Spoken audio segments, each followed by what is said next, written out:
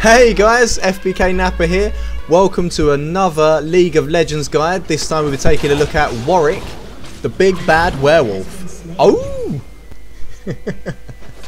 Warwick is primarily a jungler, but I see a lot of people playing him as Lanewick, like playing Warwick in a lane. It works really well because he's pretty much impossible to kill with all the lifesteal he's got. But for the purpose of this guide, I'm going to play him how he's meant to be played, as a jungler. Now jungling's a bit different from what you've probably normally played if you've only played characters that stay in lane most of the time. The whole idea behind jungling is you mostly level up from the minions in your jungle. So that's blue buff, red buff, the wolves, the wraiths and the two golems at the bottom. The reason behind this is it leaves you with a solo lane. So instead of having two people top, one person mid, two people bottom, you might have one person top, one person mid and two people bottom. You might be thinking like, well, why would I want one person top? Well, they're probably going to come up against two people top. They're going to be at a massive disadvantage, which is true. But when you have two people top, the experience you gain from minion kills gets split between both of you. So by only having one person top, he's going to really quickly out-level the other two people top. So he's got a massive level advantage over them. Maybe even be able to pick up some kills on them if they push really hard into the turret or whatever. Like it just puts them, it just puts your team at a larger advantage because you out-level the other team. And he's going to be getting more gold and everything from last hitting minions by himself. There's no one to share last hits with. So let's take a look at Warwick's abilities. Warwick's passive is Eternal Thirst, which is every time you attack an enemy, you get a certain amount of life back, and this stacks up to 3 times, so more progressive attacks against the same target return more life, which is brilliant, which is Warwick's lifesteal. Every attack gives you life back. Really helpful when you're jungling, as you can see. It keeps you alive when you're low health against blue buff. And it's pretty much what makes Warwick Warwick. The lifesteal is impossible to kill. Warwick's Q is Hungering Strike. It does a fairly large amount of damage to the enemy and returns 80% of the magic damage dealt to Warwick as health. So this is more lifesteal and damage from Warwick. As you can see, everything's pretty much geared, so Warwick is got loads of lifesteal. Every time he hits you, he ends up healing himself for quite a lot.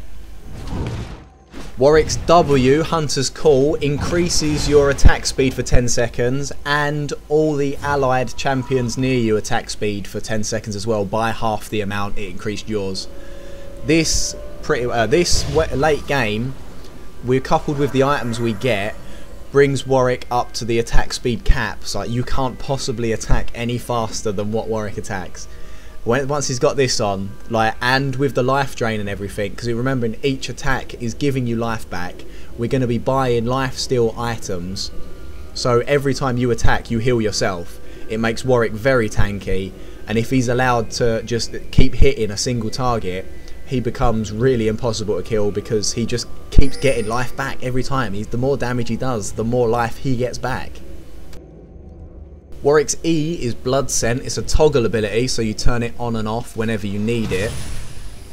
Warwick senses enemy champions under 50% life, and this can have a massive range when it's leveled. This is like half the map range. And upon sensing an enemy, you gain vision over that enemy. They get the little eyes above them, and you can see where they are, even in the bush. And you gain movement speed, so you can catch nearly dead enemies. It's like if anyone's trying to run away from you, you run a lot faster than they do. No one gets away from Warwick if you're low health. It's really good for running up to and catching low health enemies and just finishing them off, because you can see where they are. It doesn't matter where they are, you can see where they are anywhere on the map.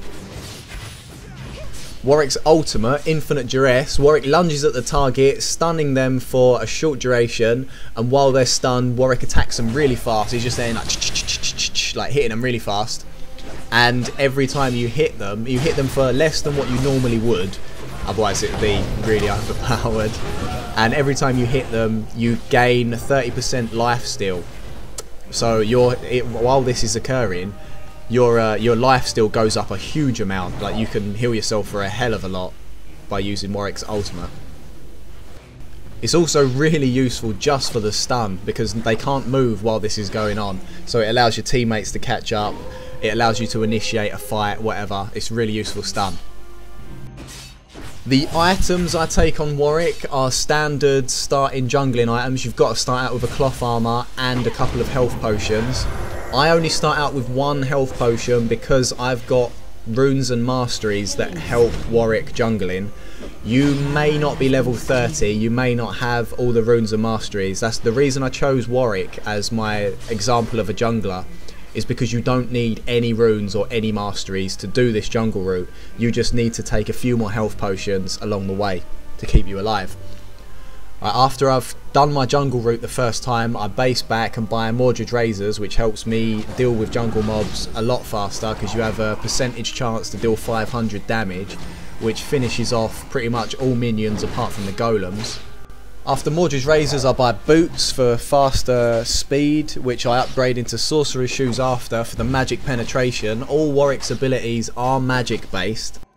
After boots, I grab a Vampiric Scepter for extra lifesteal, then I upgrade my Mordred's Razors into a Mordred's Blood Razor. Now, Mordred's Blood Razor is your first, it's your first like big chunk of damage, because every time you attack a target, you'll be doing 4% of their maximum health. Like this coupled with your ultimate, this does proc on your ultimate, so when you're attacking super fast on your ultimate, you end up doing a ton of damage with Mordred's Blood Razors. Then after Blood Razor, you're pretty much stacking as much attack speed and on hit effects like Wit's End, Maldady. You want some more lifesteal, so grab a Stark's Fervor, which helps your team out as well. Banshee's Veil to keep you alive. Hextech Gunblade, Hextech Gunblade, Black Cleaver, more damage, more lifesteal, and Spell Vamp. Guardian's Angel and a Sunfire Cape, take your choice out of what ones you really want. Guardian's Angel is going to keep you alive, obviously. Sunfire Cape for some more armour and damage when you get close to people. It's really down to you. After Mordred's Razors, you're probably going to want a Wit's End and a Stark's Fervor. Then it's really up to you if you want to take like any one of those, depending on how you're doing. Yeah, it's really dependent on how your game's going for what items you're going to need. I did want to show you the Warwick jungling route in this video, but this has taken so long already, I'm going to have to put it in another video. Yeah, like I say, it's already up to like 8 minutes nearly. I'm just going to have to do the Warwick, pretty much the Warwick guide in this one, and put the jungling route in a separate video.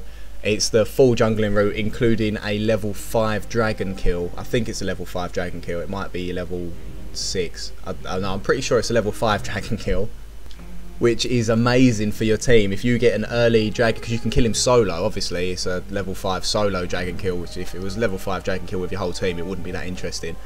But a level 5 solo dragon kill for your team is so useful. It's global gold for your whole team. It helps everyone out so much, and just being able to solo dragon by yourself so early, it puts your team at a massive advantage. If you're getting dragon every time it comes up, your team is really out farming the other team on gold. So once you've done your jungle route, you've got leveled up, this is pretty much what you need to be doing. You get level 6, you're going to jump in and suppress any lane you're going to gank. You see Annie comes in, drops a stun as well, and Swain literally doesn't stand a chance. That's exactly what you need to be doing, because you are the main ganker on your team. You're in the jungle, no one knows where you are. You come out, you're hiding in a bush or whatever, you come out, suppress a single target, make sure you ping that target so your team knows who you're going to be suppressing. You come out, suppress that target, your team jumps on them, it's pretty much guaranteed kill, and you're building your team up, you're farming your team up, your team's getting kills, maybe you get the kill, it's fine if you get the kill as well. Everyone gets an assist, everyone gets gold. It demoralises the other team just to know that you're around. They will think twice about pushing too hard in a lane. So yeah, that's pretty much what a jungler's all about. You're going to be initiating most of the ganks, if not all of the ganks. You want to start ganking around level 4. If you've got level 4 and a lane's pushed too far, like you can clearly see that a lane is really overextended in your favour, so the enemy are near your turret. You're going to want to go out and just try and gank them. You don't even need your level 6 ultimate. You can go out at level 4 get all your team in. Like, you'll come in behind them, you'll get a couple of hits off, your team will get a couple of hits off, hopefully pick up a kill, maybe a double kill, and you just keep doing that over and over again. Like, after that's done, you go back in the jungle, like, keep doing your jungle route and just keep on trying to gank everyone as you go. You should be pretty tanky, and your lifesteal makes you very hard to kill, so tower diving like we do here, it really shouldn't be a problem. As long as you've got someone to hit, you're going to be regenning your life. Like, see, Rammus is taking the turret hits at the moment, which is great, but like, even if it was just me there, I probably still would have been able to kill Ezreal, just purely because of my lifesteal. You see another gank being set up, I jump in, grab Cogmore. Always try and aim for the really squishy characters to jump in on, because you're going to do more damage to them. There's no point in you jumping in and suppressing a tank. Like, you want to suppress someone who's worth suppressing. You want to, like, suppress their main damage, suppress someone who's going to go down fast. We do end up picking up the double kill, which is always nice.